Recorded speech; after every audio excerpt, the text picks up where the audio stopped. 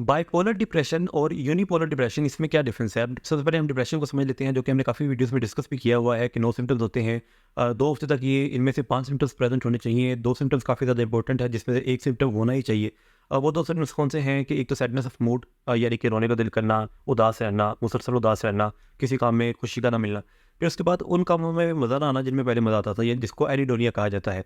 यानी कि कोई इंसान जो है किताबें पढ़ता था, शॉपिंग करता था, क्रिकेट खेलता था, कहीं पे घूमने जाता था, अब उस काम में उसको मज़ा नहीं आएगा। तो ये दोनों जो सिम्पटम्स हैं काफ़ी ज़्यादा इंपॉर्टेंट है, जो कि बेसिकली प्योरली डिप्रेशन के सिम्पटम्स हैं, और इन दोनों में से कोई एक सिम्पटम होना ज़रूरी है। फिर बाकी 7 सिम्पटम्स होते हैं, जिसमें नींद का कम या ज़्यादा हो जाना, भूख का कम या ज़्यादा हो जाना, लैक ऑफ कंसंट्रेशन का होना, या फिर लैक ऑफ एनर्जी या फटीग का होना, साइकोमोटर चेंजेस का होना, गिल्ट की फीलिंग का होना, फिर एक्सट्रीम केसेस में सुसाइडल आइडिएशन, सुसाइड की तरफ जो है वो एक इंसान की उस तरफ की तवज्जो हो जाना। तो ये है बेसिकली डिप्रेशन। अब यूनिपोलर डिप्रेशन क्या होता है कि जो कि ये बिल्कुल सिंपल डिप्रेशन है, जिसमें एक इंसान डिप्रेशन में जाता है या फिर दोबारा डिप्रेशन में जा सकता है, दोबारा डिप्रेशन में जा सकता है। तो बेसिकली एक इंसान में डिप्रेशन का ही फेज़ आता है। तो इसमें देखा जाता है कि एक इंसान जो है वो यूजुअली 40 साल की उम्र के करीब, या मुख्तलिफ जो स्टडीज़ है वो ये है कि ये थोड़ी सी बड़ी एज में जो है वो डेवलप होता है। लेकिन जो बाइपोलर डिप्रेशन है वो यूजुअली यंग एज में जो है एक इंसान में देखने को मिलता है, 15, 20, 25, 30 इस वाली उम्र में, जो कि टीन एज या टीन एज से जो एक इंसान निकल रहा होता है, तो उस टाइम पे ये बाइपोलर डिप्रेशन या बाइपोलर डिसऑर्डर ये मेनली देखा जाता है।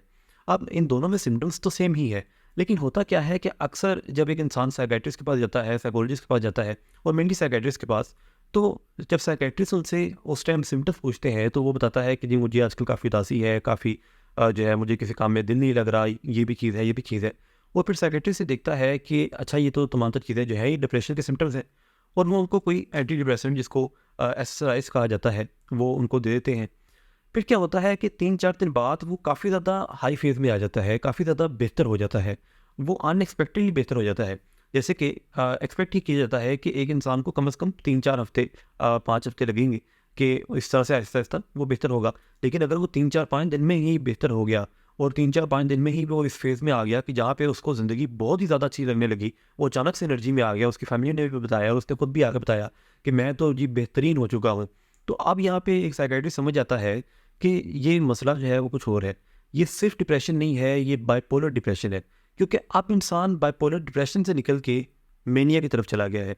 मेनिया में क्या होता है कि एक इंसान जो है वो काफ़ी ज़्यादा एनर्जेटिक होता है, काफ़ी बड़ी सोचें होती हैं उसमें, ग्रैंडियोसिटी की सोचें होती हैं, काफ़ी बड़े-बड़े ख्वाब देख रहा होता है, काफ़ी ज़्यादा बातें कर रहा होता है, काफ़ी जल्दी डिस्ट्रैक्ट हो रहा होता है, इम्पल्सिविटी होती है, रिस्की बिहेवियर्स होते हैं। इस तरह के बिहेवियर्स होते हैं, यानी कि सुबह घर से गए, वापस आए तो नई गाड़ी खरीद ली, कहीं पे घर का सौदा कर लिया, ज़्यादा चीज़ें खरीद लीं, या फिर लोगों से ऐसे ही लड़ने लगे। तो ये जो तमाम तर चीज़ें हैं, ये बेसिकली मेनिया में देखा जाता है।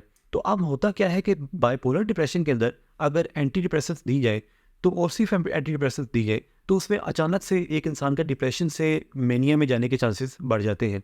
तो इसके लिए साइकियाट्रिस्ट के पास जब एक इंसान जाता है और उसके पीछे ये हिस्ट्री होती है, जैसे कि जो साइकियाट्रिस्ट या साइकोलॉजिस्ट हैं उनको सबसे पहले पूछना चाहिए कि आपके ये तो सिम्टम्स हैं इस वक्त, जो कि मायूसी के सिम्टम्स हैं, जो कि डिप्रेशन के सिम्टम्स हैं।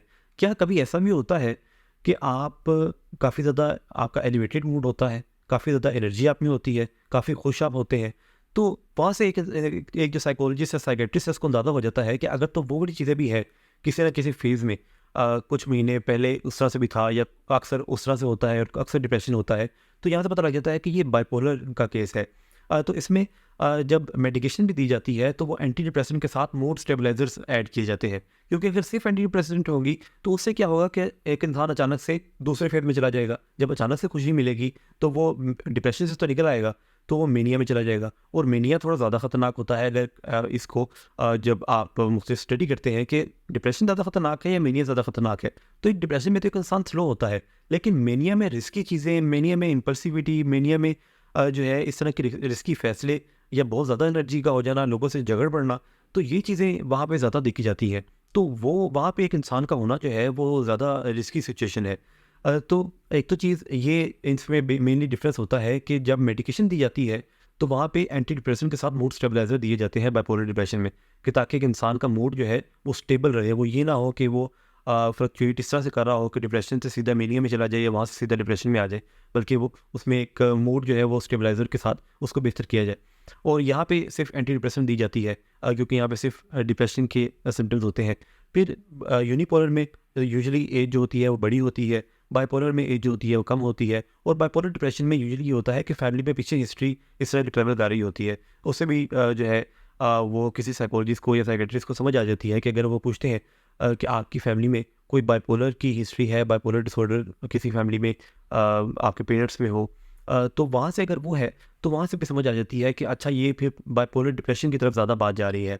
तो ये बेसिकली डिफरेंस है यूनिपोलर डिप्रेशन में और बाइपोलर डिप्रेशन में, क्योंकि बाइपोलर डिप्रेशन जब होगा तो उसमें दूसरा पोल भी शामिल हो जाएगा, उसमें मेनिया का पोल भी शामिल होगा। तो जो इलाज है, जो ट्रीटमेंट स्ट्रेटजी है तो वो चेंज हो जाएगी जब बाइपोलर डिप्रेशन होगा।